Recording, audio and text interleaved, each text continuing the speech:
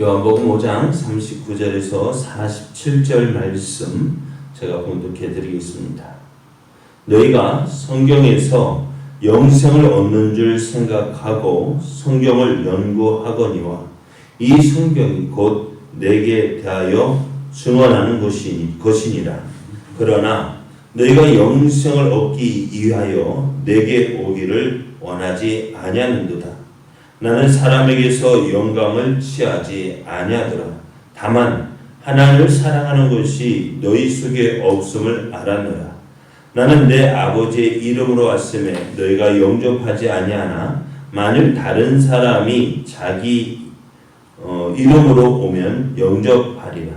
너희가 서로 영광을 취하고 유일하신 하나님께로부터 오는 영광은 구하지 아니하니 어찌 나를 믿을 수 있느냐? 내가 너희를 아버지께 고발할까 생각하지 말라. 너희를 고발하는 이가 있으니 곧 너희가 바라는 자 모세니라. 모세를 믿었더라면 또 나를 믿었으리니 이는 그가 내게 대하여 기록하였음이라.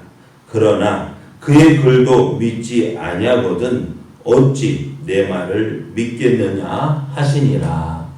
아멘. 할렐루야. 아멘. 하나님의 은혜 안에서 새날인 8월 7일이 시작이 되었습니다.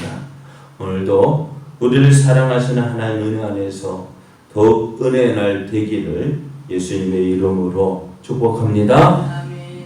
오늘 우리에게 주신 하나님의 말씀을 통해서 예수님이 하나님의 아들이신 증거, 예수님이 하나님의 아들이신 증거, 이런 제목으로 하나님 말씀을 증거하겠습니다. 예수님은 하나님의 아들이십니다. 근데 그 아들이심에 대해서 사람들은 믿지 않았습니다. 그래서 예수님이 하나님의 아들 되심에 대해서 내가 이렇다라고 설명하지 않고요. 대신 예수님이 하나님의 아들 되심에 대한 증언을 이야기합니다. 누가 예수님이 하나님의 아들이심을 누가 증언했냐면은 세례 요한이었습니다. 세례 요한은 예수님께 세례를 베풀 때에 성령이 예수님께 임하는 것을 보았습니다. 또한 그가 세례를 줄 때에 누가 메시아인지를 알지 못했습니다. 하지만 성령님께서 이가 그다라고 마음에 감동을 주셨고 세례 요한은 그 감동에 따라서 예수님에게 세례를 주었습니다. 이 사실을 세례 요한은 그의 제자들에게 이야기를 했습니다. 그 제자들이 누구일까요? 세례 요한의 제자 누구일까요? 요한하고 또 안드레, 요한과 안드레, 그의 제자였던 요한과 안드레에게 이야기하고, 그래서 요한과 안드레는 그날로부터 세례 요한을 떠나 예수님을 따르기 시작했습니다. 그래서 세례 요한은 예수님이 하나님의 아들이심을 증언을 했습니다. 두 번째로 예수님이 하나님의 아들이심에 대한 증거가 뭐냐? 예수님께서 행하신 역사들입니다. 행하시는 일들입니다. 한밤중에 예수님을 찾아온 니고데모가 이야기를 합니다. 하나님이 함께 하시지 아니하시면 예수님이 행하시는 그 표적을 아무도 할 수 없습니다. 라고 고백합니다. 그렇습니다. 예수님의 능력, 예수님이 행하시는 일들, 예수님께서 행하신 역사들, 하나님이 함께 하시지 아니하시면 할 수가 없습니다. 그래서 그 모든 사역들을 보고 경험한 사람들이 고백하기를 그는 하나님의 아들이시라고 고백을 하게 되었습니다. 세 번째로는 하나님의 증언입니다. 하나님께서 예수님을 하나님의 아들이라 부르셨어요. 언제요? 언제 예수님을 하나님의 아들이라 부르셨을까요? 기억나십니까? 어제 말씀을 드렸는데요. 세례 요한에게서 세례를 받으실 때 이는 내 사랑하는 아들이요 내 기뻐하는 자라 라고 인정을 해주셨습니다.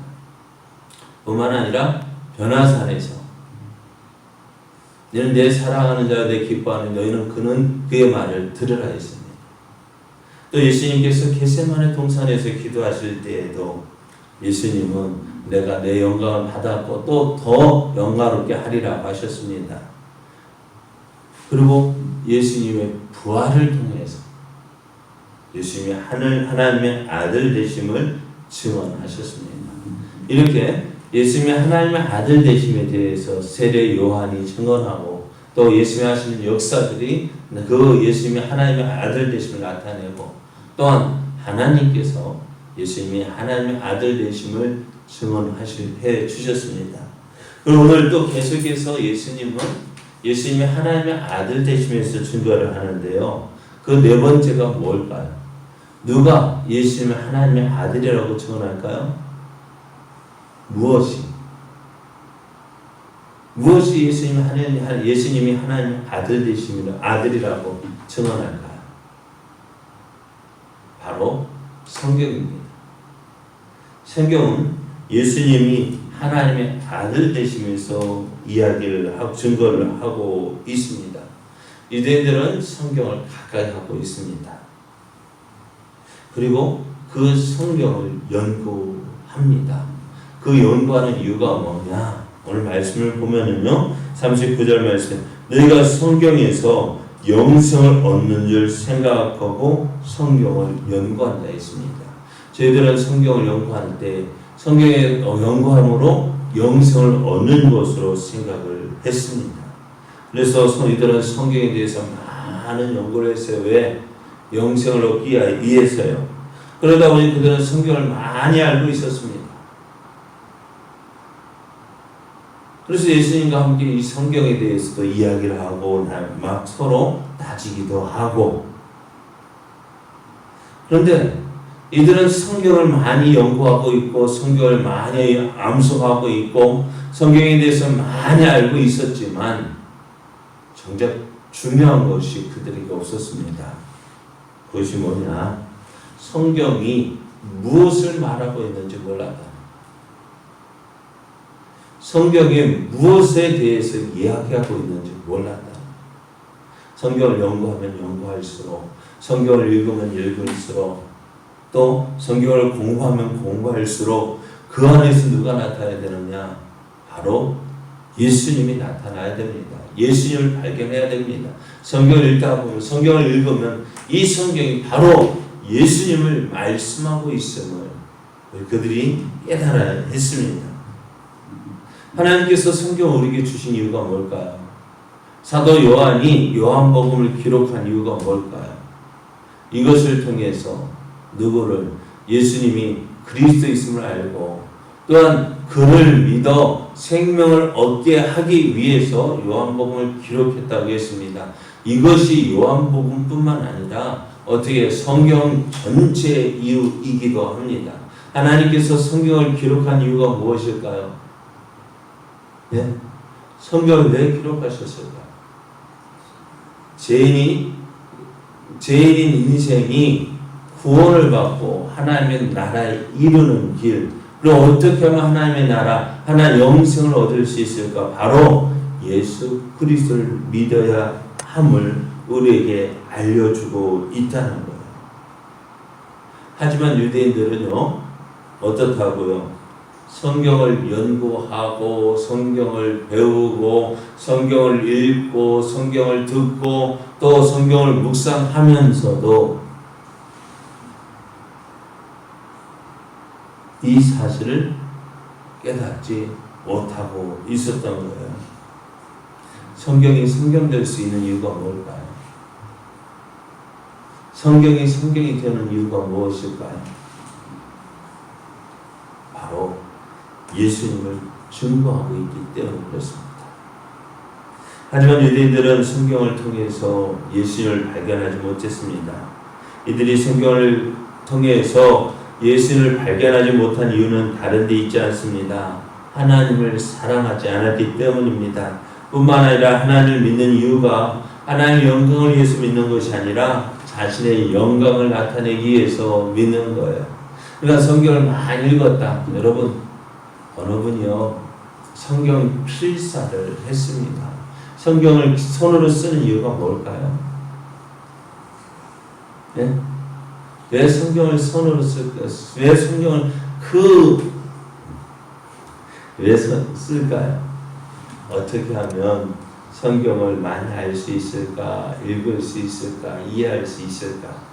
그런데요, 성경 쓰는 어떤 분이 그러기 고백하기를 성경 쓰는데 집중하다 보니 성경의 내용을 하나도 모르겠고 성경 쓰는 게 목적이 되어졌어요.